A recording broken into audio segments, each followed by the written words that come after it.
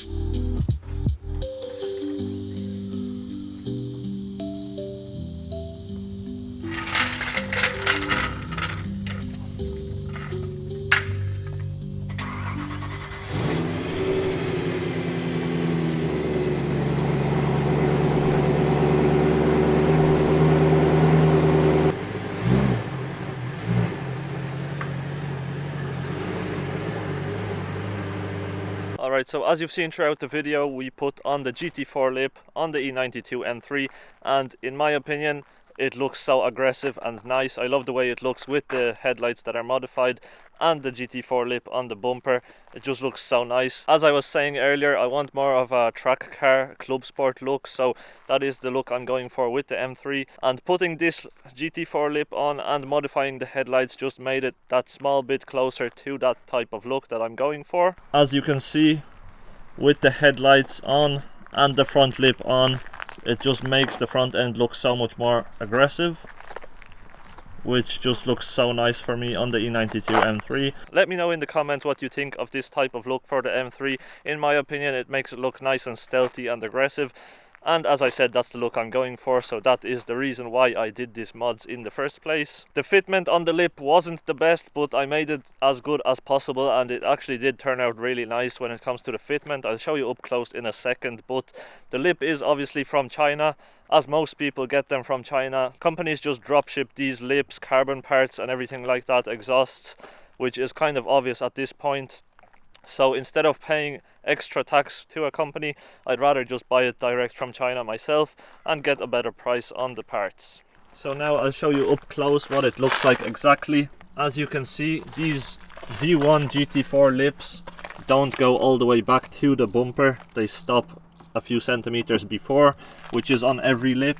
Hopefully you can see here, but we have a small gap here and at the bottom right here. That is probably because there is no bolt right in this corner. There's a bolt up here somewhere, and there's two bolts on the side here, as you've seen earlier on in the video. And right here we have a small gap, I think, as well. And these small gaps right at the air ducts are on both sides. I made them equal so it doesn't stand out that there is one gap bigger on one side and one gap bigger on the other side. I tried to make them as equal as possible and just get the fitment right the first time putting it on the bumper. As you can see, when it comes to the front of the bumper, the gap is equal on this side and also on this side as well.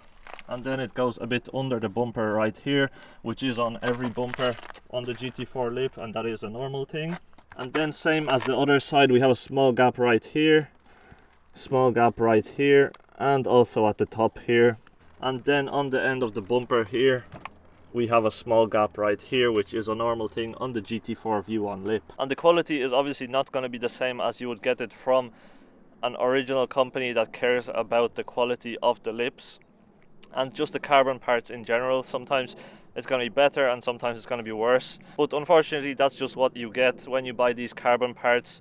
Sometimes they're going to be better quality and sometimes they're just going to be a bit worse quality, but for the price I guess you can't really complain. But overall, I'm really happy with how the front end came out with the GT4 Lip and also the modified headlights. In my opinion, they just look a lot better. It just completes the whole front end of the car. The next mod I will be doing to the rear end of the car, which is gonna make the car look a lot better as well, a bit closer to that track spec look.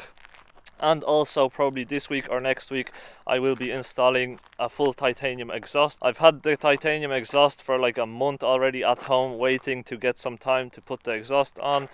And I think this week or next week is going to be finally the time where I install that full titanium exhaust, which is going to make the car sound and look actually from the rear end. You can see the titanium look from the rear end when you're driving or standing behind the car, so that's going to make the rear end a lot nicer. With the other mod that I'm probably doing tomorrow to the rear end, is just going to complete the rear end a lot more. So with that being said, thanks for watching this video. If you enjoyed, make sure to hit the like button, also subscribe, hit the bell notifications beside the subscribe button so you're notified whenever I upload the next video.